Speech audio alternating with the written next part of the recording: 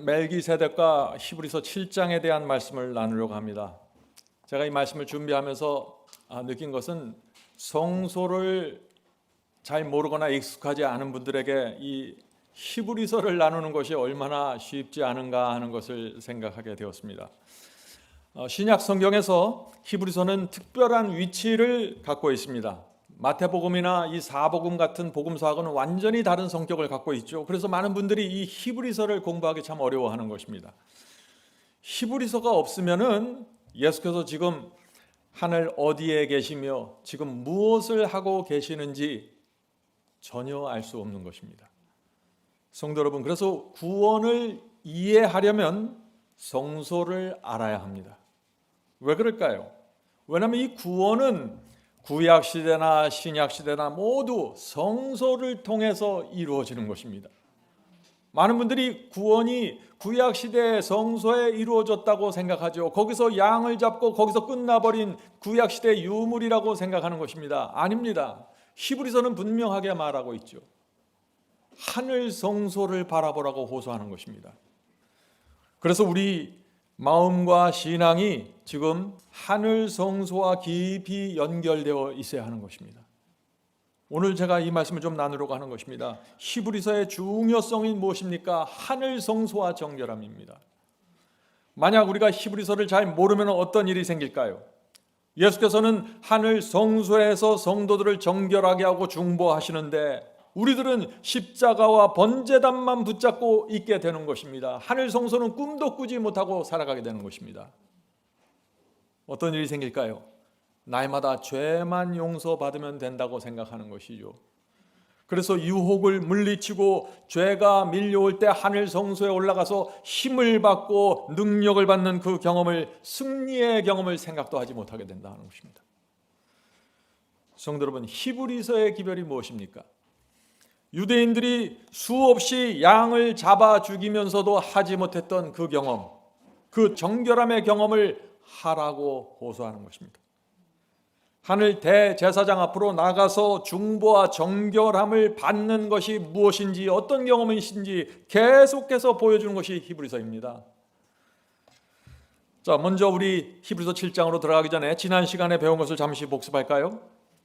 히브리서 5장에서 한 말씀, 6장에서 한 말씀을 뽑아서 복습하겠습니다. 히브리서 5장 14절입니다. 히브리서 5장 14절. 단단한 식물은 장성한 자의 것이니 저희는 지각을 사용함으로 연단을 바라 선악을 분별하는 자들이니라. 히브리서를 잘 모르면 어떻게 이런 말씀을 해석할 수 있겠어요? 이것은 하늘 성소에 들어가는 성도들의 경험을 말하는 것입니다. 구약 시대는 이 땅의 성소에서 구원을 받았죠. 신약 시대는 하늘 성소에서 구원이 이루어지는 것입니다. 어떻게 해요? 지금 읽었던 이 경험이 이루어진다는 것입니다. 성도 여러분, 장성한 자들은 어떤 경험을 한다고 했습니까? 하나님께서 주신 지각과 양심으로 연단을 받고 훈련을 받아서 선과 악을 분별한다고요. 자, 이 말씀이 무슨 뜻입니까? 단단한 식물을 먹는다는 것은 의의 진리를 깨닫는다는 것이죠. 의의 진리를 깨달으면은 그때부터 성령께서 우리 속에 오셔서 우리를 훈련시켜 주신다는 것입니다. 다시 말해서 의의 진리를 모르면, 단단한 식물을 먹지 못하면 전혀 의의 경험과 성령의 역사가 무엇인지 모르고 살아가게 된다는 것입니다. 성도 여러분, 성령께서 우리를 그렇다면 어떻게 훈련시키실까요? 굉장히 실제적인 문제죠. 시험과 유혹이 옵니다. 그때 우리 마음이 기도를 통해서 하늘 성소로 올라가야 된다는 것입니다. 그냥 생각 없이 기도하는 것이 아니라 우리의 마음이 하늘 성소에 집중해서 그 안으로 들어가야 된다는 것입니다. 그리고 그곳에서 대제사장 그리스도 앞에서 물어보아야 한다는 것입니다. 주여, 제가 어떻게 해야 합니까? 제 마음을 살펴주시옵소서. 제가 어떤 말을 해야 하고 어떤 결정을 지금 해야 합니까? 무엇이 주님의 뜻입니까? 우리가 이런 마음으로 하늘 대제사장 앞에 나가면은 그때 성령께서 우리 속에 오셔서 가르쳐 주시고 훈련시켜 주신다는 것입니다. 성령께서 내 문제가 무엇인지 보여주시고, 또 비록 우리가 쓰러지고 넘어질지라도 그 쓰러짐과 넘어짐을 통해서 내가 왜 쓰러졌고 무엇이 문제인지 알려주시고 교훈을 주신다는 것입니다. 이것이 하늘 성소의 경험입니다. 그래서 바울이 히브리서에서 계속해서 하늘 성소를 보여주는 것입니다. 성도 여러분, 하늘 성소에 들어가서 주 앞에 우리가 서 있어야만 우리 영혼 깊은 곳에서 회개하게 되고 죄를 버리게 되는 것입니다. 하늘 성소에 들어간 성도들이 그래서 선과 악을 분별한다고 말하는 것입니다. 하늘 성소에 들어가면 하나님과 사탄의 전쟁이 이 땅의 가정에서, 이 땅의 교회에서 어떻게 이루어지는지 보이는 것입니다. 눈을 뜨는 것입니다. 이 말씀을 제가 얼마나 강조해야 될까요? 히브리서를 모르면 영적인 암흑 속에 떨어지게 되어버리는 것입니다. 자, 히브리서 6장에 있는 그 말씀을 보겠습니다. 마지막 절 보겠습니다. 히브리서 6장 19절과 20절. 히브리서 6장 19절과 20절. 우리가 이 소망이 있는 것은 영혼의 닷 같아서 튼튼하고 견고하여 휘장 안에 들어가나니, 성소의 휘장 안으로, 하늘 성소의 휘장 안으로 들어가나니 그리로 앞서 가신 예수께서, 예수님을 forerunner, 먼저 가신 분이라고 지금 설명하는 것입니다. 예수께서 하늘 성소에 먼저 들어가셨습니다. 그래서 우리도 앞서 가신 주님을 따라 하늘 성소로 들어가야 한다고 지금 말하고 있는 것이죠. 앞서 가신 예수께서 멜기세덱의 반차를 쫓아 영원히 대제사장이 되어 우리를 위해 들어가셨느니라. 하늘 성소에 왜 들어가셨습니까? 우리를 영적으로 훈련하고 중보하시고 연단시키고 알려주고 교육시키고 양육하기 위해서 들어가셨다는 것입니다. 주님을 따라 하늘 성소로 들어간다는 것이 무엇입니까? 이 문제를 잘 알아야 됩니다. 실제적으로 알아야 됩니다. 하늘 성소의 7 금초대와 떡상과 분향단 앞에서 우리 마음을 펼쳐놓고 주 앞에 보여드린다는 것입니다. 주여 저를 보소서, 하늘 대제사장이시여 저를 보소서. 제가 주 앞에서 감추거나 숨기는 것이 없이 보여드립니다. 우리의 동기와 의도와 목적을 보살펴 주시옵소서. 주께서 살펴주시고 알려주시면 제가 고치겠습니다. 이것이 정결함입니다. 하늘 대제사장 앞에 나가 우리가 보여드리는 것입니다. 인생을 사는 목적이 무엇인지, 우리가 무엇을 위해서 공부하고 무엇 때문에 돈을 벌고 왜 교회에 다니는지, 모든 것이 하늘 성소 대제사장 앞에서 펼쳐져야 하는 것입니다. 그래야만 우리가 허망한 신앙을 하지 않게 됩니다. 그래야 변화가 생기는 것입니다. 그리스도인이. 그렇게 사는 성도들이 정결하게 될까요? 반드시 정결하게 됩니다. 왜냐하면 성령께서 역사하시기 때문입니다. 자, 이제 히브리서 7장으로 넘어가겠습니다. 히브리서 7장입니다. 자, 먼저 질문을 하나 드립니다. 히브리서 7장에는, 히브리서에는 왜 창세기 14장에 있는 제사장 멜기세덱이 나올까요? 하는 질문입니다. 오늘 많은 사람들이 이 질문을 던지고 있죠. 그리스도께서 하늘 대제사장이라는 그 진리를 증명하기 위해서, 주께서 하늘에서 대제사장으로 역사하고 계시다는 그 사실을 증명하기 위해서 창세기에 있는 멜기세덱을 가져와서 지금 바울이 말하고 있는 것입니다. 성도 여러분, 그러므로 이 멜기세덱이라는 인물 자체가 중요한 것이 아니죠. 히브리서가 왜 제사장 멜기세덱을 인용하고 있는지 그 이유와 목적을 알아야 하는 것입니다. 그것을 알면은 멜기세덱의 문제가 풀리게 되는 것입니다. 안타까운 사실은요, 오늘 많은 분들이 이 멜기세덱이라는 인물이 누구인지, 족보가 무엇인지 인물 자체에 매달리고 있는 것입니다. 그래서 자꾸 오해하고 혼돈 속에 들어가는 것입니다. 그래서 어떤 분들은 멜기세덱은 천사였다고 생각하고, 어떤 분들은 멜기세덱은 노아의 아들 셈이었다고 생각합니다. 어떤 분들은 멜기세덱은 그리스도께서 인간으로 직접 나타나신 것이라고 생각하죠. 또 어떤 분들은 멜기세덱은 구약의 성령이라고 생각하는 것입니다. 성도는 왜 이런 문제가 생길까요? 히브리서의 흐름을 떠나서 멜기세덱에만 고정한 것입니다. 문맥과 흐름을 놓쳐버린 것입니다. 이 바울이 왜 멜기세덱에 대해서 말하고 있는지, 왜 창세기에 멜기세덱을 가져왔는지 그 이유와 목적을 전혀 보지 못하는 것입니다. 바울이 왜 멜기세덱을 가져왔습니까? 그리스도를 하늘 대제사장으로 소개하기 위해서 창세기에서 한 인물을 가져왔는데 그가 멜기세덱이라는 것입니다. 자, 이제 창세기 14장에 있는 그 멜기세덱을 보죠. 창세기 14장 18절부터 18절입니다. 창세기 14장 18절부터 12절. 살렘 왕 멜기세덱이 떡과 포도주를 가지고 나왔으니, 자, 멜기세덱이 누구입니까? 왕이라고 지금 말하고 있습니다.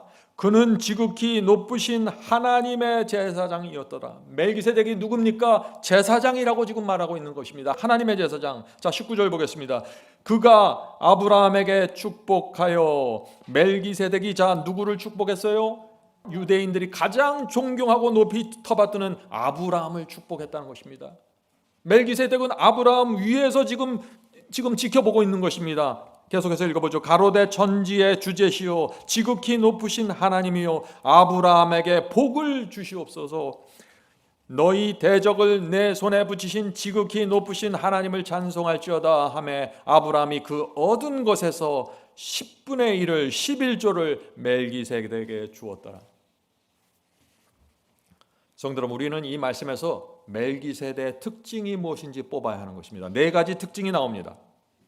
자, 이 네 가지 특징을 알면은 히브리서의 그 멜기세덱의 문제가 풀리는 것입니다. 자, 첫째, 멜기세덱은 누굽니까? 갑자기 나타났다가 사라지는 인물입니다.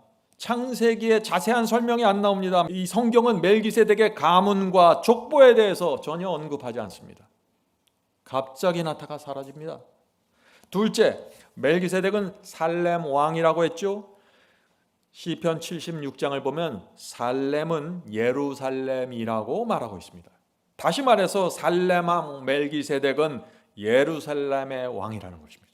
자, 이것이 두 번째고, 세 번째는 멜기세덱은 왕이면서 제사장이라고 했습니다. 다시 말해서 멜기세덱은 예루살렘의 왕이면서 예루살렘의 제사장이라고 말하는 것입니다. 이런 지금 멜기세덱의 특징을 가져와서 하늘 그리스도 제사장을 말하는 것입니다. 자, 네 번째, 멜기세덱은 아브라함에게 복을 주었고 아브라함은 멜기세덱의 11조를 바쳤다고 했습니다. 창세기는 멜기세덱은 하나님의 제사장이라고 지금 말하고 있는 것입니다.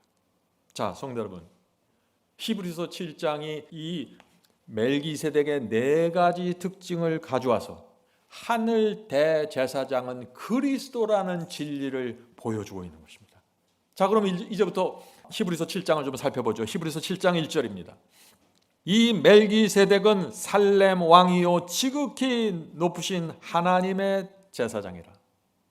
자, 바울이 뭐라고 합니까? 멜기세덱은 왕이면서 제사장이라고 했습니다.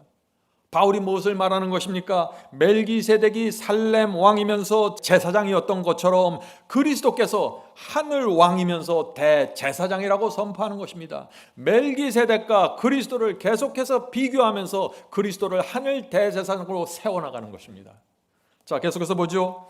레위 지파는 왕이 되는 지파가 아닙니다. 레위 지파는 제사장만을 위한 지파입니다.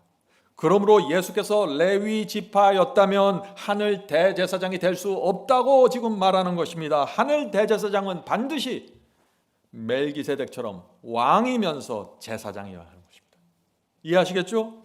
자, 멜기세덱은 아브라함 시대의 제사장입니다. 아브라함 시대는 아직 이스라엘 민족도 없었고 레위 지파도 없었고 12지파도 없었던 때입니다. 그런데 멜기세덱은 그때 이미 하나님의 제사장이라고 부름을 받은 것입니다. 무슨 뜻일까요? 멜기세덱은 이스라엘의 유대인들의 레위 지파와는 전혀 상관없이 대제사장이 되었다는 것입니다. 제사장이 되었다는 것입니다. 그러므로 예수께서도 레위 지파와 상관없이 비록 유다 지파이지만은 대제사장이 될 수 있다고 바울이 말하고 있는 것입니다. 바울의 논리가 이해가 되시나요? 바울은 지금 정교한 논리를 갖고 지금 예수 그리스도를, 유다 지파인 예수 그리스도, 레위 지파가 아닌 예수 그리스도를 제사장, 하늘 대제사장으로 지금 세워가고 있는 것입니다. 자, 성도 여러분, 우리가 히브리서를 읽을 때 반드시 1세기 유대인들의 편견을 생각하면서 읽어야 됩니다. 그래야 바울이 왜 이러는지 이해가 되는 것이죠. 유대인들은 대제사장은 반드시 무조건 레위 지파에서 나와야 한다고 믿었습니다. 레위가 아닌 다른 지파에서 사람이 나와서 대제사장이 되겠다고 하면 어떻게 돼요? 그 사람은 사형입니다. 돌에 맞아 죽는 것입니다. 심각한 것입니다. 그래서 유대인의 마음에서 이 제사장직과 레위 지파는 분리시킬 수 없는 것입니다. 그런데 바울이 유다 지파인 그리스도를 대제사장으로 세우고 있으니 편견과 오해가 얼마나 많겠어요. 그래서 바울이 이 히브리서 7장에서 정교하고 아주 뚜렷한 논리를 갖고 지금 말하고 있는 것입니다. 히브리서 7장 1절을 다시 읽죠. 이 멜기세덱은 살렘 왕이요 지극히 높으신 하나님의 제사장이라 여러 임금을 쳐서 죽이고 돌아오는 아브라함을 만나 복을 빈 자라. 아브라함이 일체 10분의 1 11조를 그에게 나눠주니라. 자, 이 상황이 어떤 상황입니까? 아브라함이 롯을 구하기 위해서 소돔성에서 여러 이방 족속들, 가나안 족속들을 물리치고 전리품을 거두었습니다. 그리고 돌아오는 길에 멜기세덱이 아브라함을 영접하면서 아브라함이 멜기세덱에 11조를 바치는 장면이 나오는 것입니다. 멜기세덱이 아브라함을 축복했습니다. 자, 바울이 무엇을 말하는가요? 유대인들에게 지금 이렇게 말하는 것입니다. 유대인들이여, 너희가 존경하는 아브라함이 멜기세덱의 무릎을 꿇고 11조를 바쳤고 멜기세덱의 머리를 숙여 축복을 받았어. 아브라함은 멜기세덱을 존경했는데 그리스도께서는 멜기세덱보다 위대한 왕이고 제사장이야. 지금 그런 논리를 펼치고 있는 것입니다. 성도 여러분, 히브리서가 어떻게 유대인들의 생각과 편견을 깨트리면서 예수님을 하늘 대제사장으로 세우는지 잘 보아야 합니다. 그것을 놓치면 히브리서 자체를 이해할 수가 없는 것입니다. 자, 바울은 멜기세덱을 이용해서 계속해서 놀라운 말씀을 합니다. 2절입니다. 아브라함이 일체 10분의 1을 11조를 멜기세덱에게 나눠주니라. 그 이름을 번역한즉, 멜기세덱의 이름을 번역한즉 첫째 의의 왕이요 또 살렘 왕이니 곧 평강의 왕이요. 자, 멜기세덱의 이름의 뜻이 무엇입니까? 의의 왕, 평강의 왕입니다. 성도 여러분, 멜기세덱의 이름처럼 그리스도께서는 의의 왕이고 평강의 왕입니다. 멜기세덱이 이 땅에 있는 예루살렘의 왕이었던 것처럼, 살렘의 왕이었던 것처럼 그리스도는 하늘 예루살렘의 왕이라고 지금 말하고 있는 것입니다. 계속해서 멜기세덱을 통해서 그리스도를 증명하고 있는 이 모습을 보아야 하는 것입니다. 자, 3절 보겠습니다. 멜기세덱은 아비도 없고 어미도 없고 족보도 없고 시작한 날도 없고 생명의 끝도 없어 하나님의 아들과 닮아서 항상 제사장으로 있느니라. 많은 사람들이 이 말씀을 크게 오해하죠. 많은 사람들이 이 말씀 때문에 이 멜기세덱은 하나님일 수 있고 성령일 수 있다고 자꾸 추측하는 것입니다. 족보도 없고 시작한 날도 없고 생명의 끝도 없고 하나님의 아들을 닮아서 항상 제사장으로 있다고 했으니 그렇게 생각할 수 있겠죠. 그런데 그것은 오해입니다. 왜 그런가요? 히브리서의 흐름과 문맥을 놓친 것입니다. 그래서 글로 빠져나가 버린 것이에요. 자, 이 말씀은, 이 3절 말씀은 오해가 많으니까 제가 두 개의 질문으로 나누어서 생각해 보도록 하겠습니다. 첫째 질문은 바울은 멜기세덱이 아비도 없고 어미도 없고 족보도 없는데 제사장이 되었다고 했습니다. 이 말씀이 무슨 뜻입니까? 이 이유가 무엇입니까? 자, 유대인들에게 있어서 제사장의 조건은 분명합니다. 족보와 혈통입니다. 제사장은 반드시 아론으로부터 시작되어야 하고 그 혈통은 반드시 레위 지파야 합니다. 이 조건에 맞지 않으면 결코 제사장이 될 수 없는 것입니다. 그런데 멜기세덱은 이 조건을 하나도 맞추지 못했는데 하나님께서 멜기세덱을 제사장으로 불렀습니다. 아비도 모르고 어미도 모르고 족보와 가문이 분명치 않습니다. 멜기세덱에 대해서 성경은 침묵하고 있는 것입니다. 그런데 제사장이 되었다고 말하고 있는 것입니다. 성경은 멜기세덱이 어느 출신이고 어느 족보고 가족이 누구이고 언제 죽었는지에 대한 기록이 없습니다. 그러나 하나님께서 멜기세덱을 제사장으로 부르셨다. 바울이 바로 이 점을 가져와서 지금 그리스도를 설명하는 것입니다. 멜기세덱이 아론과 상관없고 레위 지파도 상관없이 제사장이 되었으므로 유다 지파 예수님도 대제사장이 될 수 있다고 말하고 있는 이 바울의 논리를 우리가 마음에 담고 가야 된다는 것이죠. 자, 둘째 질문입니다. 둘째 질문. 바울은 멜기세덱은 시작한 날도 생명의 끝도 없어 하나님 아들과 닮아서 항상 제사장으로 있다고 했습니다. 이것은 또 무슨 뜻인가요? 바울은 말씀했죠. 멜기세덱이 하나님의 아들 그리스도를 닮았다고 했습니다. 닮았다고 했습니다. 다시 말해서 멜기세덱은 그리스도가 아니라는 것입니다. 멜기세덱의 특징들이 그리스도를 닮았다는 것입니다. 닮았다는 것과 동일하다는 것은 다른 뜻이죠. 멜기세덱은 시작도 없고 생명의 끝도 없다고 했습니다. 무슨 뜻인가요? 성경은 멜기세덱의 출생과 사망에 대한 기록이 없다는 것이지 멜기세덱이 마치 영원히 산다는 것은 아닙니다. 이 멜기세덱의 이런 출생과 족보와 그 사망 날짜가 없는 그 성경의 기록, 그런 특징들을 이용해서 바울이 그리스도를 설명하는 것입니다. 그리스도는 시작도 없고 끝도 없고 알파요 오메가요, 영원한 하늘 대제사장이라고 지금 선포하고 있는 것입니다. 자, 분명한 사실은요, 멜기세덱은 제사장이었지만은 누구도 그의 제사장 직분을 받았다는, 물려받았다는 기록이 성경에 없습니다. 멜기세덱은 단 한 번으로 끝이 나버립니다. 성경은 멜기세덱의 후계자에 대해서 침묵하고 있죠. 바울이 그것을 이용해서 누구에게도 제사장직을 물려줄 수 없는 하늘 대제사장, 영원한 대제사장 그리스도를 설명하는 것입니다. 성도 여러분, 이 창세기 14장에 나오는 멜기세덱의 특징을 가져와서 그리스도 대제사장을 설명하는 이 바울의 그 흐름과 논리를 우리가 주목하면은 멜기세덱의 문제는 그렇게 어려운 것이 아니라 생각합니다. 자, 히브리서 7장 4절부터 7절입니다. 히브리서 7장 4절부터 7절. 이 사람의 멜기세덱의 어떻게 높은 것을 생각하라.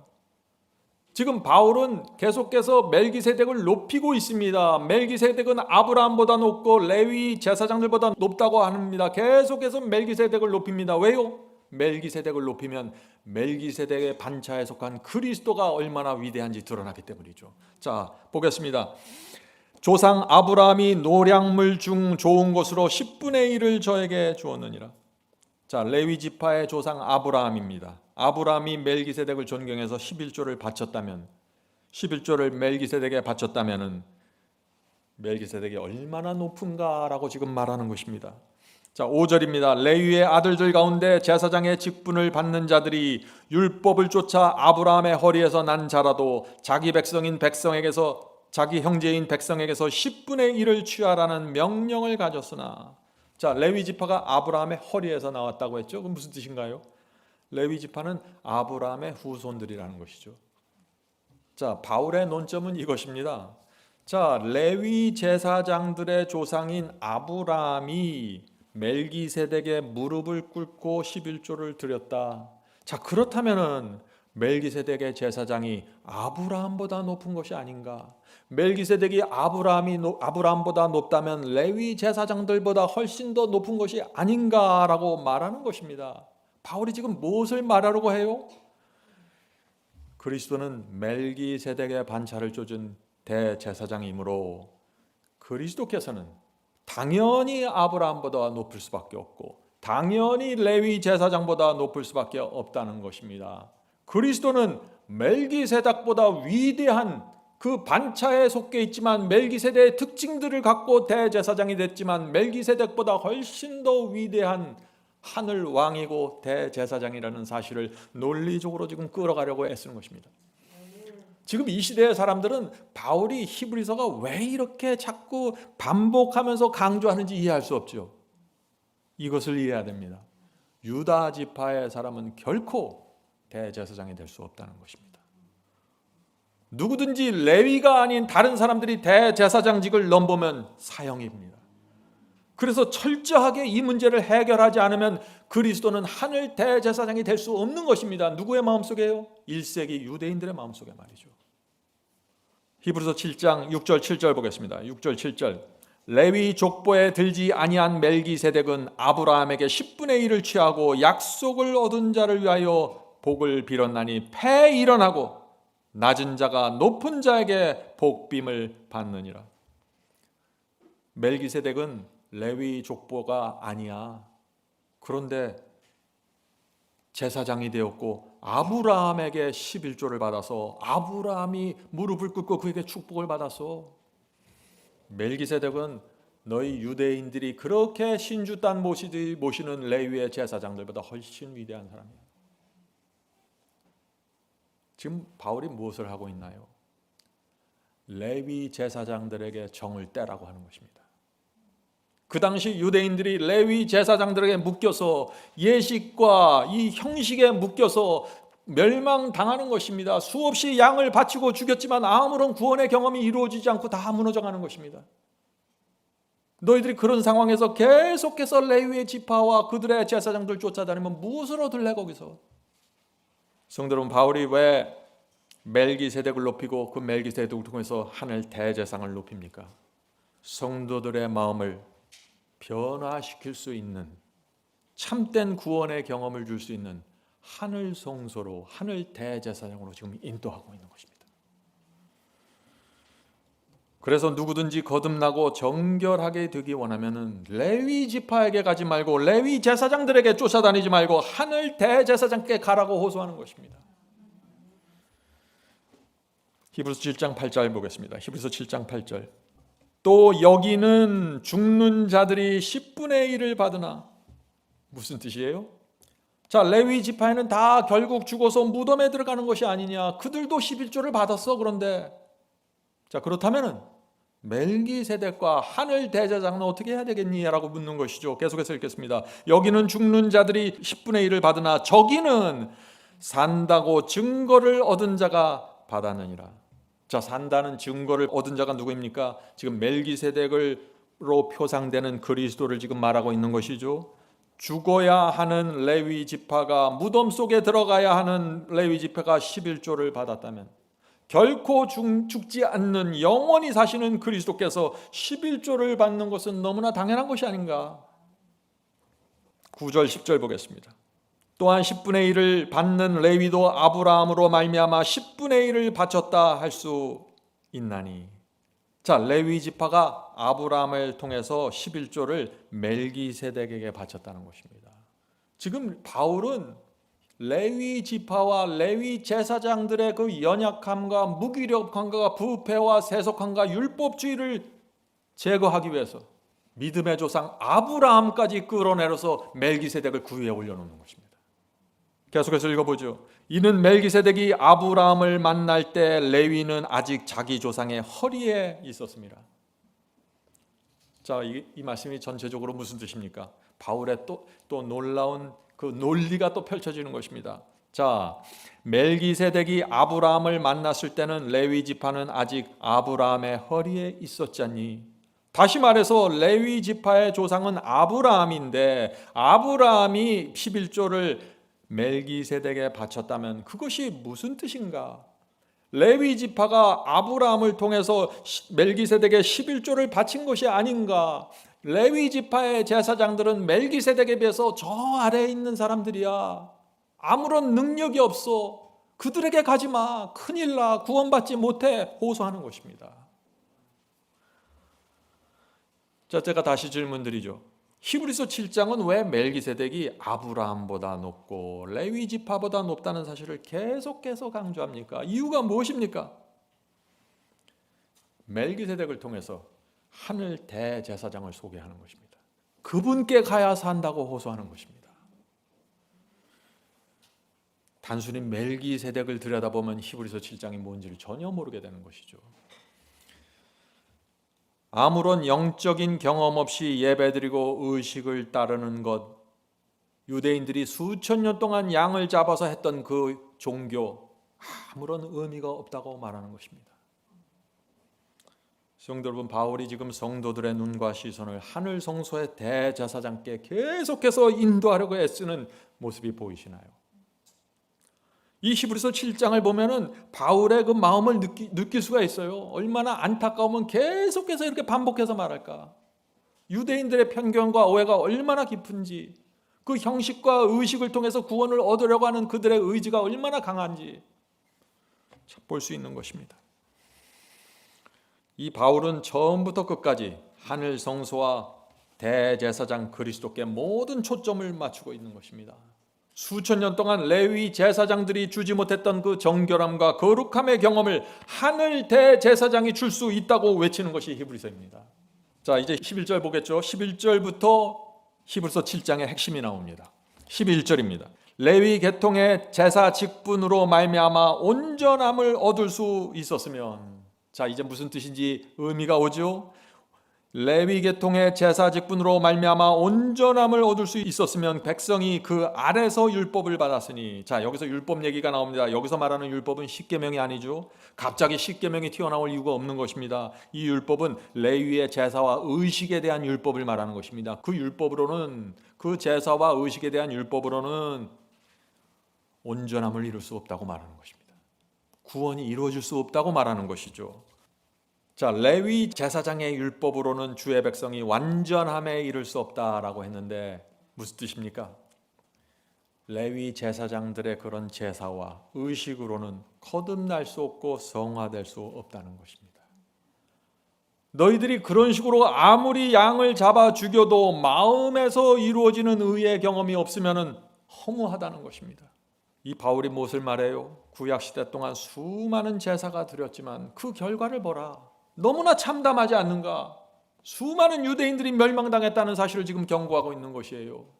유대 교단에 속해 있던 이 유대인들을, 마음을 유대 교단과 지도자와 그들의 예식과 그들의 갖고 있던 법에서 끊어내고 돌이키려고 하는 바울의 의지를 보세요. 그것이 히브리서예요. 자, 계속해서 보겠습니다. 어찌하여 아론의 반차를 쫓지 않고, 자, 아론의 반차라는 것은 레위 지파의 반차를 얘기하는 것이죠. 아론의 반차를 쫓지 않고 멜기세덱의 반차를 쫓는 별다른 한 제사장을 세울 필요가 있는가? 성도 여러분, 여기서 바울은 두 반차를 말하고 있습니다. 하나는 아론의 반차를 쫓는 레위 제사장들입니다. 다른 하나는 멜기세덱의 반차를 쫓는 제사장이 있다고 지금 말하는 것입니다. 두 반차입니다. 아론의 반차, 멜기세덱의 반차입니다. 제사장에 두 라인이 있다는 것입니다. 유대인들은 그런데 한 라인밖에 보지 못했다는 것이에요. 그 라인에서는 의의 경험이, 의의 진리가 나타날 수 없다는 것입니다. 지금 성도 여러분, 라인을 잘 잡아야 됩니다. 그리스도께서는 아론의 반차가 아니라 멜기세덱의 반차인데 너희들이 지금 다른 줄을 잡고 다른 반차를 따르고 있다 하는 것이죠. 바울은 지금 이렇게 호소하는 것입니다.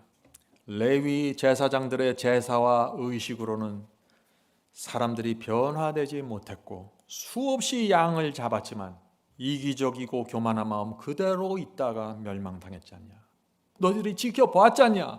이제 우리에게 완전함을 줄 수 있는 새로운 대제사장을 필요로 하지 않는가? 그분은 그리스도 하늘 대제사장이시다. 성도 여러분, 이것이 복음입니다. 바울의 호소가 무엇인지 마음에 느껴지시나요? 바울은 일평생 태어나면서부터 바리새인이었습니다. 바울은 레위 제사장들의 복음이 무엇이고 그들의 문제가 무엇인지 정확하게 알고 있던 사람입니다. 바울은 레위 제사장들의 설교를 수없이 들었습니다. 그들이 가르치는 대로 성소에서 수많은 양을 죽였고 예식을 했습니다. 그런데 자기 마음에도 구원이 경험되지 않았고 자기 주변에 있는 유대인들 속에 그 경험으로 들어가는 영적인 경험을 이해하는 사람들을 너무나 찾기 어려웠던 것입니다.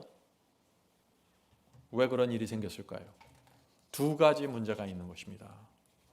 첫째는 사람들이 번제단에 가서 양을 수없이 죽였지만 아무런 감동도 없었고 감사와 충성의 신앙으로 들어가지 못한 것입니다. 하나님의 아들을 죽였는데 그 마음에 아무런 떨림과 감동과 감사가 없는 것입니다. 이것이 레위 반차에서 속해 이루어진 그 의식과 예식의 핵심적인 문제였어요. 자, 둘째, 레위 제사장들은 성도들의 모범이 될 수 없었습니다. 그들은 세속적이었고 자신이 경험한 수준으로 그 수준에서 진리를 전했어요. 자신이 갖고 있는 율법주의에서 그 메마르고 죽어가는 그 영적인 수준에서 백성들에게 복음을 전한 것입니다. 자신의 얄팍한 믿음을 그들에게 전수했습니다. 그래서 그들의 설교를 듣고 그들의 가르침을 따르던 수많은 유대인들이 멸망으로 돌아간 것입니다. 성도 여러분, 이것이 과거 2000년 전의 문제인가요? 오늘날도 마찬가지가 아닙니까? 여러분이 어떤 복음을 받고 어떤 설교를 붙잡느냐에 따라 여러분의 마음속에서 이루어지는 구원의 경험이 전혀 달라질 수 있다는 것이죠. 그 당시 레위 제사장들은 도무지 회개에 이를 수 없는 설교를 했던 것입니다. 그런 레위 지파의 제사장들을 보면서 이 바울의 마음이 얼마나 아팠을까요? 그래서 바울이 말하는 것입니다. 이제는 아론의 반차를 버리고 멜기세덱의 반차를 쫓는 하늘 대제사장께 가야 되지 않겠는가 하고 호소하는 것입니다. 오늘날도 많은 사람들이 교회에 와서 예배드립니다. 똑같은 예식과 형식을 통해서 예배가 이루어집니다. 설교를 듣습니다. 그런데 구원의 중심으로 들어가질 못하는 것입니다. 얄팍한 신앙 그대로 가는 것입니다. 교회를 수십 년 다녀도 단단한 식물을 먹지 못해서 의의 경험이 무엇인지 모르는 것입니다. 왜 그럴까요? 바울은 한 가지 문제를 지적하고 있는 것입니다. 문제는 이것이라는 것입니다. 그대들이 하늘 성소의 대제사장께 가지 않는다는 것입니다. 구원은 하늘 성소에서 이루어지는데 지금 하늘 성소에 들어가서 주님께 정결함을 받아야 하는데 7 촛대와 떡상과 분향단 앞에서 우리의 마음을 펼쳐놓고 살펴야 성령께 굴복하는 경험이 이루어지는데 그런 경험은 상상도 하지 않고 살아가는 것입니다. 성도 여러분, 히브리서는 구약의 경험이 아닙니다. 히브리서는 지금 이 시대 저와 여러분을 위한 기별입니다. 성소 안에 계신 그리스도께 가야 합니다. 그분 앞에 우리의 마음과 생애를 펼쳐놓고 기도해야 되는 것입니다. 주여, 무엇이 제 문제이고 무엇이 제가 지금 빠져 있는 죄이고 지금 저에게 필요한 것이 무엇인지 가르쳐 주시옵소서. 7 촛대로 제 마음을 비춰주시고 떡상에 떡을 저에게 먹여 주시옵소서. 분향단 앞에서 저를 위해서 중보해 주시옵소서. 성령께서 역사해 주시옵소서. 이것이 히브리서의 기별이라는 것이죠. 이 경험으로 우리가 들어가야만 구약시대 레위 제사장들에게 미혹당했던 유대인들의 문제에 빠지지 않는다는 것입니다. 레위 지파의 제사장들은 나이가 많으면요 은퇴하고 젊은 제사장들로 교체되었습니다. 그때마다 유대 백성들은 기대하는 마음으로 새로 나타난 제사장을 바라보는 것입니다. 기대하는 것입니다. 그런데 달라진 것은 아무것도 없었습니다. 여전히 생명이 없었고 여전히 거룩함이 없었고 마음을 변화시키는 변화가 없었던 것입니다. 똑같은 의식이 반복되는 것입니다. 죄가 끊어져 나가지 않았습니다. 그래서 유대인들은 무기력하게 되었고 소망을 잃어버리고 양만 열심히 잡았습니다. 양을 열심히 잡다 보면 언젠가 나도 구원받겠지. 이것이 유대인들이 빠져있던 기만입니다. 오늘날 우리는 어떻습니까? 우리는 하늘 성소에 나가 생명과 접촉하고 있습니까? 죽었다가 살아나는 경험이 있나요? 죄가 끊어져 나갑니까? 개혁이 이루어집니까? 히브리서로 가야 됩니다. 바울은 레위 제사장들보다 위대한 하늘 제사장을 소개하는데 정확한 메시지를 주려고 애를 쓰는 것입니다. 히브리서 7장은 계속해서 레위 지파는 연약하다, 레위의 의식은 의미가 없다, 레위의 의식은 능력이 없다, 영원하지 않다, 계속해서 문제를 얘기하는 것입니다. 그대들은 더 이상 그들에게 매달리지 마라. 이것이 히브리서의 기별입니다. 지금 이 시대도 마찬가지죠. 수십 년 동안 똑같은 교회에서 똑같은 설교를 듣고 있는데 변화되지 않는다면 어떻게 해야 할까요? 나이든 목회자가 은퇴하고 새로운 목사가 오고 또 새로운 목사로 교체되는데 내 마음과 생애가 전적으로 하나님께 굴복되지 못한다면 무엇이 문제입니까? 어떻게 해야 됩니까? 이 질문을 우리가 히브리서에서 받아야 한다는 것입니다. 우리가 어떻게 해야 될까요? 이런 고민을 해야 되는 것입니다. 내가 정말 성경의 진리를 그대로 따라가고 있습니까? 내가 하늘 대제사장 앞에 나가서 마음과 생애를 지금 펼쳐놓고 있습니까? 라고 생각해 봐야 하는 것이죠. 내가 그리스도를 정확한 모본으로 바라보고 있습니까? 아니면 내 수준에서 내 경험 속에서 그냥 복음을 이해하고 내 식대로 생각하고 살아가고 있습니까? 시험과 유혹이 올 때 성령께 굴복합니까? 내 안에 하나님의 안식과 영혼의 평안이 있습니까? 하늘 대제사장 앞에 나갔을 때 내가 어떤 정죄를 받고 죄책감에 시달립니까? 이런 문제가 하늘 성소에 들어가 보면 다 나타나게 된다는 것입니다. 자, 계속해서 보죠. 히브리서 7장 12절입니다. 히브리서 7장 12절. 레위 제사 직분이 변역한즉 율법도 반드시 변역하리니. 자, 이 성경절도 참 오해가 많은 성경절이죠. 무슨 뜻인가요, 이게? 레위 제사장 직분이 변했다, 폐지되었다 하는 것입니다. 의미가 없다는 것입니다. 그래서 그들의 제사와 의식법도, 의식에 대한 율법도 소용이 없다는 것입니다. 어떤 분들은 이 말씀을 가지고 십계명이 폐지됐다라고 오해하는데 큰 문제죠. 그렇게 생각하면. 지금 히브리서의 문맥을 보세요. 십계명이 갑자기 들어올 틈이 없는 것입니다. 지금 처음부터 유대 지파, 레위 지파의 문제점, 그들이 갖고 있는 예식과 그들이 갖고 있는 율례의 문제점을 지적하는 것이지 우리의 양심을 지배하는 십계명에 대한 얘기가 단 한마디도 없어요. 성도 여러분, 레위 제사장이 필요 없다고 해서 우상을 섬겨도 됩니까? 우리가 번제단에서 양을 잡을 필요가 없다고 해서 부모를 공경하지 않아도 되나요? 간음해도 되나요? 아니죠. 십계명은 변할 수도 없고 폐지될 수 없는 법입니다. 자, 13절 보겠습니다. 13절. 이것은 한 사람도 제단 일을 받들지 않는 다른 지파에 속한 자를 가리켜 말한 것이라. 자, 이 말씀이 무슨 뜻인가요? 제사와 관련된 일을 하지 않는 다른 지파에 속한 자. 누구입니까, 이분이? 예, 그리스도죠. 왜요? 그리스도는 제사와 관련된 지파가 아니에요. 그리스도는 유다 지파입니다. 제사를 드리는 지파는 레위 지파였어요. 그래서 예수님은 유다 지파라는 사실, 제사를 드리지 않는다는 사실, 그래서 예수께서 이 땅에 계실 때 한 번도 제단을 쌓는 일을 하지 않았다고 지금 말하는 것이죠. 그러나 하늘 성소에 가면 대제사장이 되셨다는 것입니다. 왜요? 하나님께서 그분을 부르셨다는 것입니다. 다시 말해서 하나님께서 부르시면 대제사장이 된다는 것입니다. 거기에는 아무도 껴들 수 없다는 것입니다. 레위의 족보와 감은 아무 소용이 없다는 것입니다. 14절 보겠습니다.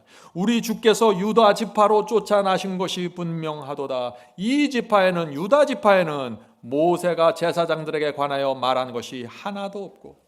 자, 이 말씀이 이제 분위기가 오죠.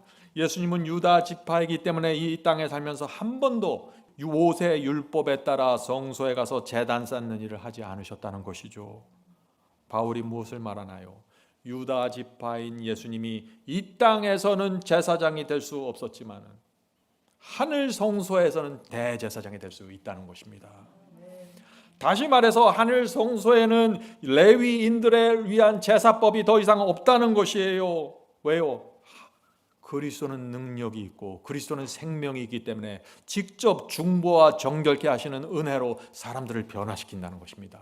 레위 지파가 갖고 있던 그런 의식과 예식은 아무런 의미가 없어요. 무기력하다는 것입니다. 신약 시대는 그래서 더 이상 레위의 의식법과 레위의 제사법의 율법이 필요 없다고 말하는 것입니다. 바울은 시종일관 이 사상을 갖고 신약 성경을 기록했습니다. 볼까요? 골로새서 2장 보겠습니다. 골로새서 2장 14절과 15절입니다. 골로새서 2장 14절 15절.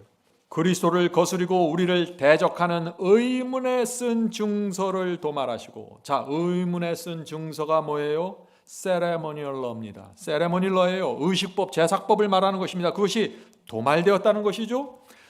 의문에 쓴 증서를 도말하시고 제하여 버리사 십자가에 못 박으시고. 유대인들의 제사법 십자가에 폐지됐다는 것입니다. 십자가에 못 박으시고 정사와 권세를 벗어버려 밝히 드러내시고 십자가로 승리하셨느니라. 분명하죠. 십자가에서 레위 제사와 의식에 관련된 율법은 모두 폐지되었다고 말하는 것입니다. 바울은 로마서, 갈라디아서, 히브리서, 바울의 편지서, 모든 편지서에서 이 사상을 갖고 관찰하는 것입니다. 그런데 오늘날 문제가 뭐예요? 그 바울이 의문에 쓴 증서 그런 의식에 관한 율법은 아무 소용이 없다고 강조하는 그 말씀을 가져다가 십계명이 폐지됐다고 해석하는 것이에요. 그래서 엄청난 오해가 생긴 것입니다. 지금 15절 보겠습니다. 멜기세덱과 같은 별다른 한 제사장이 일어난 것을 보니 더욱 분명하도다. 바울은 더욱 분명하다고 했습니다. 이것이 무슨 뜻입니까? 이 더욱 분명하다는 것은 예언의 성취를 말하는 것입니다. 바울은 예언이 이 그리스도를 통해서 분명하게 성취되었다고 말하는 것입니다. 어디에 그 예언이 있습니까? 우리가 지난 시간에 배웠죠. 시편 110편입니다. 시편 110편은 메시아 편이죠. 메시아가 이 멜기세덱의 반차를 따라 나타날 것이라고 예언했죠. 그 예언이 그리스도를 통해서 나사렛 예수를 통해서 성취되었다는 것입니다. 자, 시편 110편 4절 보겠습니다. 시편 110편 4절. 여호와는 맹세하고 변치 아니하시리라. 이르시기를 너는 그리스도는 멜기세덱의 반차를 쫓아 영원한 제사장이라 하셨도다. 성도 여러분, 시편의 이 예언 그대로 예수께서 멜기세덱의 계통으로 멜기세덱의 반차를 쫓아 하늘 성소의 대제사장이 되셨다는 것입니다. 성도 여러분, 바울이 그래서 이렇게 말하는 것이죠. 멜기세덱과 같은 별다른 한 제사장이 일어난 것을 보니 더욱 분명하도다. 예언이 시편의 예언이 정확하게 성취된 것을 보니 하늘 성소의 대제사장 진리가 더욱 분명하게 세워진다, 이 말을 하고 있는 것이죠. 성도 여러분, 그래서 우리가 성소로 가야 되는 것입니다. 과거 유대인들이 제사장을 찾아가서 상담하고 의논하고 양을 잡았던 것처럼 오늘 우리도 하늘 대제사장께 그리스도를 찾아가야 하는 것입니다. 그분과 상담하고 그분과 인생의 모든 근심과 염려와 고민을 나누어야 하는 것입니다. 성소 안에서, 하늘 성소 안에서 이 일이 이루어진다는 것입니다. 반드시 하늘 성소로 가는 신앙으로 들어가야 됩니다. 여기엔 다른 옵션이 없어요. 그것이 히브리서의 기별입니다. 자, 16절 17절 보겠습니다. 16절 17절. 이 성경절도 오해가 많습니다. 그리스도는 육체에 상관된 계명의 법을 쫓지 아니하고 오직 무궁한 생명의 능력을 쫓아 된 것이니 증거하기를 내가 영원히 멜기세덱의 반차를 쫓는 제사장이라 하였도다. 자, 그리스도께서 육체와 상관된 법을 쫓지 않고 영원 무궁한 생명의 능력을 쫓는다라고 했는데 무슨 뜻입니까? 이것을 쉬운 성경이 있어요. 쉬운 성경으로 보면은 그 번역이 이렇게 되어 있습니다. 쉬운 성경입니다. 그리스도는 인간의 법과 규칙에 따라 제사장이 되신 것이 아니고 영원한 생명의 능력으로 제사장이 되셨나니. 그리스도는 레위 지파가 정한 그들의 법과 그들의 규칙대로 제사장 일을 하신 것이 아니라는 것이죠. 레위 지파는 그렇게 했지만 그리스도는 아니라는 것입니다. 레위 지파는 그들의 혈통과 가문을 중요시했고 그들은 20세부터 50세까지만 성소 봉사를 했어요. 그러나 그리스도께는 어떤 제한도 없다는 것입니다. 영원한 생명의 능력으로 일하신다는 것입니다. 레위의 제사장들은 졸고 밤에는 잠을 자지만 하늘 대제사장은 졸지도 않고 잠시 눈도 붙이지 않는다는 것입니다. 놀라운 생명력을 갖고 지구에 있는 모든 하나님의 백성들을 하늘 성소로 불러들여서 그들을 중보하고 정결케 하신다는 것입니다. 바울의 논리는 대단합니다. 성도 여러분, 기도할 때 이제부터 하늘 성소로 들어가서 기도하셔야 됩니다. 말씀을 읽을 때도 하늘 성소 안으로 들어가서 읽으셔야 합니다. 그래야 이것이 유대인들이 했던 그 전철을 밟지 않는 것이에요. 그래야만 형식이 되지 않고 의식이 되지 않는 것입니다. 기도도 의식이 될 수 있고 성경도 의식이 될 수 있어요. 아무 생각 없이 하면 그렇게 되는 것입니다. 하늘 성소로 들어가야 하는 것입니다. 그래서 성소 안으로 들어가서 주님께 우리 마음을 살펴주세요라고 기도해야 되는 것입니다. 저희 문제를 보여주세요. 저희 죄를 보여주세요. 저를 정결케 해 주시옵소서. 하늘 성소로 들어가면 이런 중보와 역사가 이루어진다는 것이죠. 자, 히브리서 7장 18절부터 22절을 하나씩 읽겠습니다. 자, 18절. 전옛 계명이 연약하여 무익함으로 패하고. 자, 전옛 계명이 무엇입니까? 십계명입니까? 아니죠. 구약 시대 유대인들이 따르던 제사법, 의문의 율법이 연약하고 무익하니까 패하자, 그 얘기를 하는 거죠. 히브리서의 논리를 보면 다른 식으로 해석할 수가 없는 것입니다. 성도 여러분, 히브리서 7장에 나오는 율법과 계명은 모두 제사와 의식에 대한 법입니다. 바울은 그 법들이 너무나 연약하고 무익하기 때문에 이제 소용이 없다고 하는 것입니다. 그런데 오늘 교회가 어떻게 이 히브리서 7장에 나오는 율법을 자꾸 십계명으로 오해해서 큰 문제에 빠지는 것입니다. 어떤 문제에 빠질까요? 십계명은 이제 연약하고 무익하니까 우리가 지킬 필요 없다, 폐지되었다 하면 어떻게 돼요? 십계명을 계속 범하도 아무런 양심의 가책도 없는 것이죠. 성도 여러분, 이 사실은 이 제사와 의식법도 하나님께서 주신 것입니다. 그렇죠? 그런데 이 문제는 뭐예요? 유대인들이 하나님께서 주신 그 법을 악용한 것입니다. 회개하지 않으면서 내가 양만 잡아서 죽이면 내가 용서받고 구원받을 수 있겠지라고 생각한 것이에요. 제사와 의식을 하나님께서 주시는 그 여러 의미와 교훈과 경험을 얻으라고 주신 그 의식과 제사를 이용해서 내 죄를 덮어버리고 악을 행한 것입니다. 그러면서 여전히 나는 구원받았다는 확신으로 들어가려고 하는 것입니다. 그것이 유대인들의 문제예요. 19절 보겠습니다. 19절. 율법은, 자, 의문의 율법, 제사법 말하는 것이죠. 율법은 아무것도 온전케 못할지라 이에 더 좋은 소망이 생기니 이것으로 우리가 하나님께 가까이 가느니라. 성도 여러분, 무엇을 통해서 하나님께 가까이 갈 수 있다고요? 하늘 성소의 대제사장을 통해서 하나님께 가는 유일한 방법입니다. 그것이 더 좋은 소망입니다. 성도 여러분, 우리 신앙이 왜 성장하지 않을까요? 왜 변화되지 않을까요? 하늘 성소에 계신 그리스도께 가지 않기 때문이죠. 이것이 히브리서의 요점입니다. 하늘 성소에 들어가서 주님 앞에 앉아서 내 마음과 삶을 살펴보지 않기 때문에 신앙이 맨날 거기서 맴돌고 있는 것입니다. 유대인들처럼 말이죠. 내가 누구이고 어떤 사람인지 모르고 살아가는 것입니다. 날마다 기도하고 말씀을 보았는데 성소, 하늘 성소 안으로 들어가지 않기 때문에 주님과 분리된 채 살아가는 것입니다. 이 땅에서 교회 다니고 예배 드리는데 하늘 성소와 분리돼서 살아가는 것이죠. 이것이 과거 유대인들의 문제이고 오늘날 교회의 문제입니다. 자, 우리가 어떻게 해야 될까요? 이제부터 우리는 훈련해야 됩니다. 기도할 때, 말씀을 읽을 때 하늘 성소 안에 들어가서 우리의 마음이 그 안에 들어가서 기도하고 말씀을 읽으셔야 됩니다.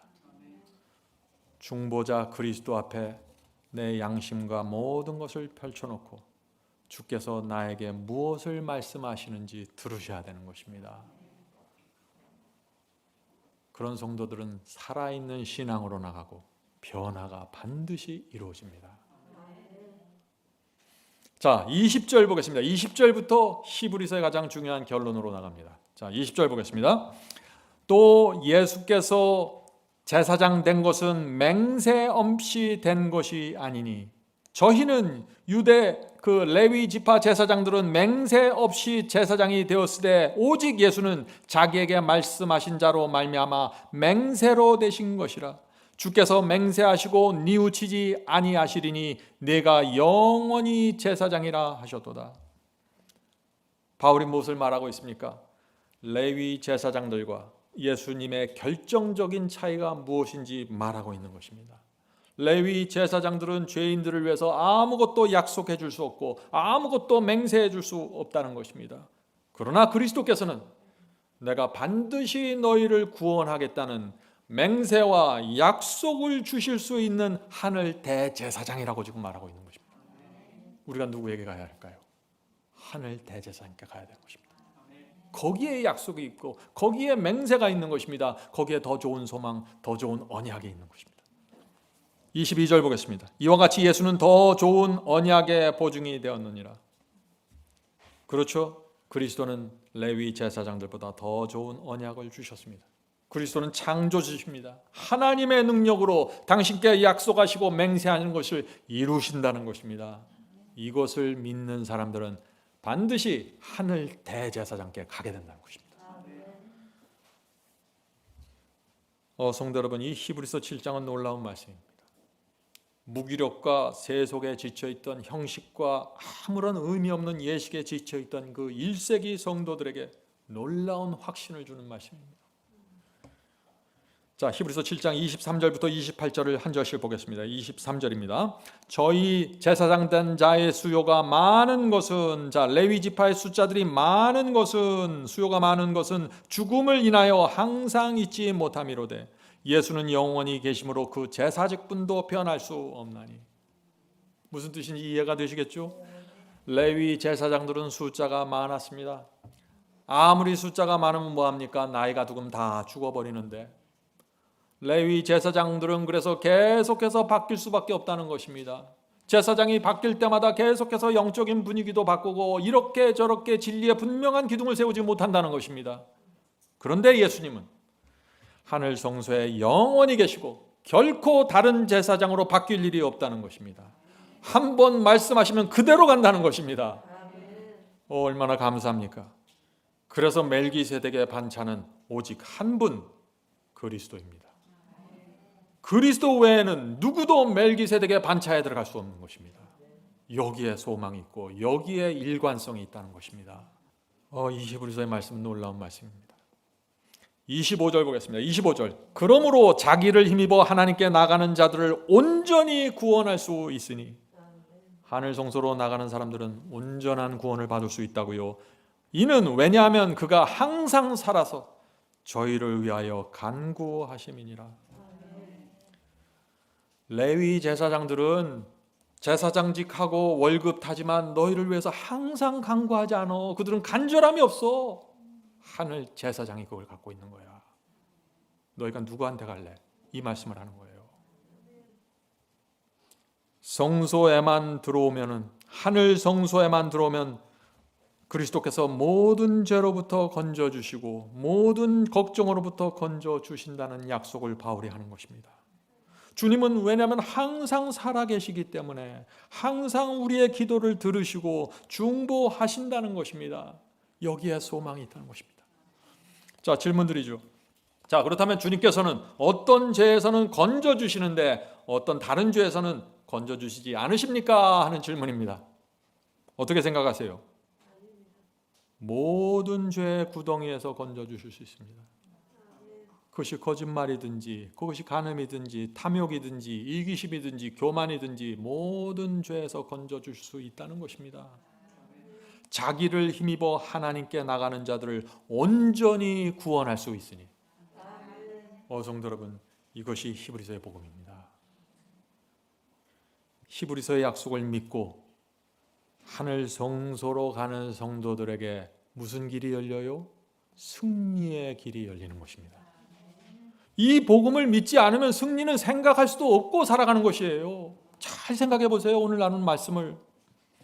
26절 보겠습니다. 26절. 이러한 대제사장은 우리에게 합당하니 거룩하고 악이 없고 더러움이 없고 죄인에게서 떠나 계시고 하늘보다 높이 되신 자라. 그리스도는 레위 제사장들과 완전히 다른 분이라는 것이죠. 자, 많은 분들이 이 26절을 갖고 이런 질문을 합니다. 성육신에 대한 질문입니다. 자, 히브리서 2장에서 주님께서 범사의 형제들과 같이 되셨다고 했고, 또 4장에서 모든 일에 우리와 한결같이 시험을 받은 자라고 했는데, 왜 히브리서 7장에 와서는 하늘 대제사장은 거룩하고 악이 없고 더러움이 없고 죄인에게 떠나 계시고 하늘보다 높이 되신 자라고 말합니까? 이상하게 들리나요? 히브리 2장과 4장은 주께서 이 땅에 계실 때 우리처럼 유혹받고 시련 당하셨다고 했는데, 주님의 인간 본성은 우리와 같다고 했는데, 7장에 와서는 하늘 성소에 계신 그리스도는 거룩하고 악이 없고 더러움이 없고. 무슨 뜻인가요? 이것은 그리스도의 성품에 대해서 말하고 있는 것입니다. 성육신의 진리는 분명합니다. 오해하지 마세요. 주님께서는 우리와 같은 인성으로 우리와 같은 위치에서 사단과 싸우셨다는 것입니다. 우리와 당하는 시험과 고난을 예수께서 당하셨다는 것입니다. 그러나 단 한 번도 죄로 오염되지 않았다는 것입니다. 주님의 성품은 단 한 번도 더러움으로 물들지 않았다는 것이죠. 성육신의 진리는 본성, 인간 본성을 말하는 것이고, 히브리서 7장 26절의 이 말씀은 그리스도의 성품, 깨끗한 성품을 말하는 것입니다. 자, 그래서 리뷰 앤 헤럴드 책에 참 놀라운 말씀이 있는 것입니다. 제가 이 말씀을 꼭 읽어드리고 싶습니다. 하나님의 아들은 인간의 옷을 입으시고 그분이 구원하기를 원하시는 사람들의 수준까지 내려오셨다. 자, 성육신의 진리죠.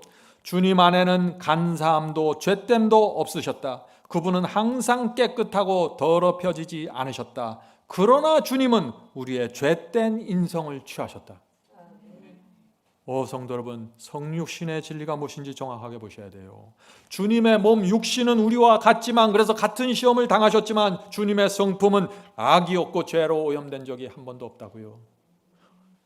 그리스도의 인성과 그리스도의 성품을 분리해서 나눠서 설명하고 이해해야 되는 것입니다.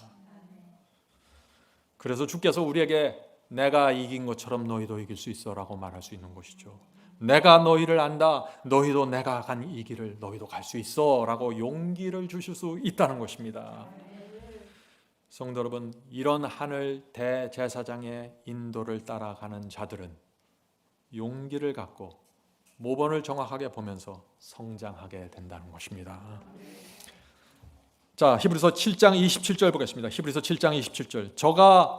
저 대제사장들이 먼저 자기 죄를 위하고 그 다음에 백성의 죄를 위하여 날마다 제사 드리는 것 같이 할 필요가 없으니. 자, 레위 대제사장을 말하는 것입니다. 레위 대제사장은 자신도 죄가 있었죠. 자신도 죄를 범한 사람입니다. 그래서 먼저 자기를 위해서 짐승의 피를 흘려야 하는 것입니다. 그 다음에 백성의 죄를 위하여 제사 드려야 했던 것입니다. 그러나 주님께서는 그럴 필요가 없다는 것이죠. 왜요? 주님의 성품은 거룩하고 단 한 번도 죄를 범한 적이 없기 때문에 그렇게 하실 필요가 없다는 것이죠. 계속해서 읽겠습니다. 이는 왜냐하면 저가 단번에 자기를 드려 이루셨습니다. 예수께서 레위 제사장들은 2번 제사를 드려야 됐어요. 자기를 위해서 제사를 드려야 되고 백성을 위해서 제사를 드렸어요. 레위 대제사장은. 그런데 예수께서는 그럴 필요가 없죠. 자기를 위한 제사는 드릴 필요가 없다는 것입니다. 단번에 자기를 드려 이루셨음이니라. 이 말씀의 의미는 분명하잖아요. 그런데 오늘날 교회에서 또 이 말씀을 갖고 큰 오해를 갖고 있는 것입니다. 저가 단번에 자기를 드려 이루셨음이니라. 자, 이 말씀이 무슨 뜻입니까? 이 문제는 제가 다음 시간에 살펴보도록 하겠습니다. 중요한 말씀이죠. 네. 자, 마지막 27절, 28절 보겠습니다. 마지막 28절. 율법은, 여기 율법은 뭐예요? 십계명이에요? 아니죠. 제사와 의식법을 말하는 것입니다. 율법은 약점을 가진 사람들을 제사장으로 세웠거니와. 레위 제사장들은 모두 약점을 가지고 있다는 얘기입니다. 율법 후에 하신 맹세의 말씀은, 자, 율법 후에가 뭐예요? 제사와 의식 율법 후에, 의식 율법이 폐해지고 사라진 후에 하신 맹세의 말씀은 영원히 온전케 되신 아들을 세웠느니라. 자, 성도 여러분, 우리 히브리서 7장을 보면 어떻게 돼요? 바울이 계속해서 레위의 제사와 레위의 의식에 대한 율법이, 모든 그들의 율법이 폐지되었다는 사실을 선포하고 있는 것입니다. 바울이 왜 히브리서에서 왜 계속해서 이 말씀을 강조할까요? 왜 제사와 의식이 폐지되었다는 것을 강조할까요? 이 질문은 중요합니다. 이스라엘에서 어떤 사람이 죄를 범하면 어떻게 됩니까? 반드시 양을 끌고 성소로 가야죠. 번제단에서 양을 죽이고 피를 흘리면 죄사함을 받고 집으로 돌아가는 것입니다. 그 사람이 그 다음 날 또다시 죄를 범하면 어떻게 될까요? 정욕과 교만이 올라오는데 성령께서 그것을 알려주시는데 굴복하지 않으면 죄를 범하게 되는 것이죠. 그러면 또다시 성소 번제단에서 희생제물을 바치고 용서를 받아야 하는 것입니다. 자, 그래서 이 사람이 그 다음 날도 죄를 범하는 것입니다. 그러면 또 그 다음 날도 양을 죽이고 용서를 받게 되는 것입니다. 1년 내내 희생제물을 바치고 용서받고 용서받는 이것을 되풀이 하는 것입니다. 그러다가 마지막 대속죄일이 오는 것입니다. 그날도 죄를 범했습니다. 그날도 오전에 죄를 범했어요. 그럼 어떻게 돼요? 이 대속죄일이 끝나기 전에 빨리 서둘러서 양을 끌고 가서 희생제물을 바쳐야겠죠. 하나님께서 은혜로 또 불쌍히 보면서 용서해 주십니다. 그런데 그렇게 한 해를 넘기고 새로운 해가 됐는데 여전히 이 사람이 죄를 범하고 양을 죽이고 피를 흘리고 희생제물을 계속해서 바치는 것입니다. 매년 똑같은 제사와 의식이 되풀이 되는 것입니다. 그런 식으로 이 사람의 인생이 흘러가 버리는 것입니다. 바울이 이 문제를 말하고 있는 것입니다. 어떻게 말할까요? 히브리서 10장 1절 2절입니다. 히브리서 10장 1절 2절. 해마다 늘 드리는 바와 같은 제사로는 나오는 자들을 언제든지 온전케 할 수 없느니라. 날마다 해마다 늘 똑같은 제사를 반복해서 나오는 자들은 온전케 할 수 없다는 것입니다. 그들은 진심이 아니고 그들은 형식과 겉모양에서 그냥 멈춰버렸다는 것입니다. 자기가 뭘 하는지도 모르는 것입니다. 지금 계속해서 보죠. 어찌 드리는 일을 그치지 아니하였으려. 그 제사들이 온전했다면 어찌 그 죄가 멈추지 않았을까, 그 말씀을 하는 것이죠. 성도 여러분, 이 제사와 의식으로는 온전해 줄 수 없습니다. 지금 바울이 유대인의 문제로 무엇을 지적하고 있는 것입니까? 지금 너희들이 어린 양 그리스도를 죽이고 용서받고 있는데 어떻게 너희 마음에 아무런 감동과 감사가 없을 수 있니? 이것을 말하고 있는 것이에요. 개나 고양이를 죽이는 것도 끔찍한데 너희가 지금 하나님의 아들을 죽이고 죄사함을 받고 있는 것이야. 그런데 그것도 해마다 날마다 계속해서 되풀이하고 있다는 것이야. 어떻게 그럴 수 있니? 그 말씀을 하고 있는 것이에요. 성도 여러분, 유대인들이 멸망당하는 이유가 보이십니까? 죄를 범한 자는 지옥불의 정죄 속에서 사형수의 고통을 받고 있는 것입니다. 그런데 거기서 하나님의 아들을 주고 건짐받는 것입니다. 그런데 어떻게 심령 속에 아무런 감동과 감사와 기쁨이 없을 수 있니? 이 말을 하고 있는 것입니다. 성도분, 우리가 어떻게 해야 할까요? 우리의 신앙이 실제가 되어야 한다는 것입니다. 어떻게 실제가 될 수 있을까요? 히브리서는 말합니다. 우리 마음이 날마다 하늘 성소로 들어가면은 거기서 실제가 될 수 있다고 말하는 것입니다.